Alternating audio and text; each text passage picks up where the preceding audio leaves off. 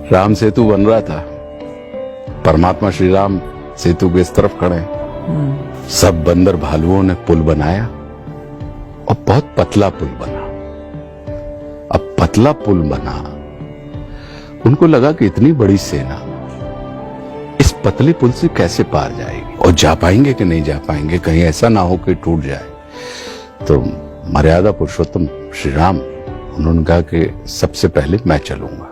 वो आके खड़े हुए, जैसे ही वो आके खड़े हुए तो जितने जलचर थे वो सारे अतल से तल पर आ गए और बिल्कुल उन्होंने उस पत्थर को सॉलिड करते हुए उसको और प्रशस्त कर दिया।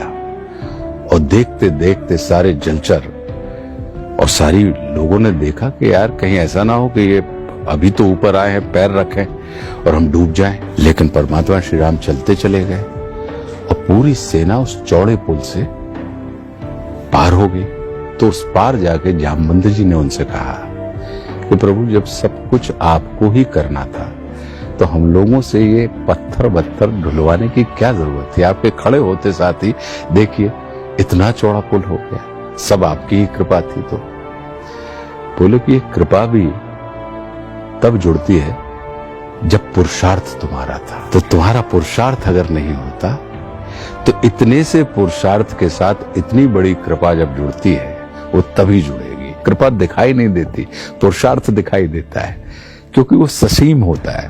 पुरुषार्थ की सीमा होती है तो इसलिए वो दिखता है, और कृपा जो होती है वो असीम होती है इसलिए वो दिखाई नहीं देती। जैसे मंदिर में मिला हुआ प्रसाद अगर जमीन पे गिर जाए तो हम उसको उठा के खा लेते हैं, लेकिन ऐसे घर में गिरी हुई जमीन के में गिरा हुआ अन्न उठा के खाते हैं हम क्या?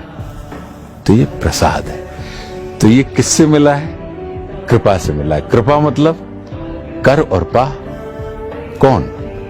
आप नहीं करता कोई और है और पाते आप हैं। तो करते गुरु हैं और पाते आप हैं। तो ये कृपा है, वो आपको मिलती। तो ये अपने आप में बहुत अनूठी अद्भुत बात है और मैं इसका बहुत मैं इस चीज की कद्र करता हूं और मैं ये मान के चलता हूं कि कितना परम सौभाग्यशाली हूं।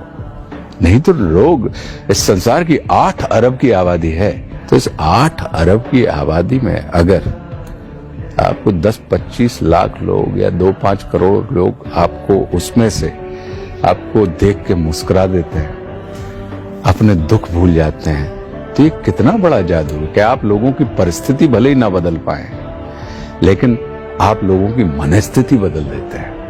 और अपने यहां कहा ही जाता है कि मन चंगा तो कटौती में गंगा।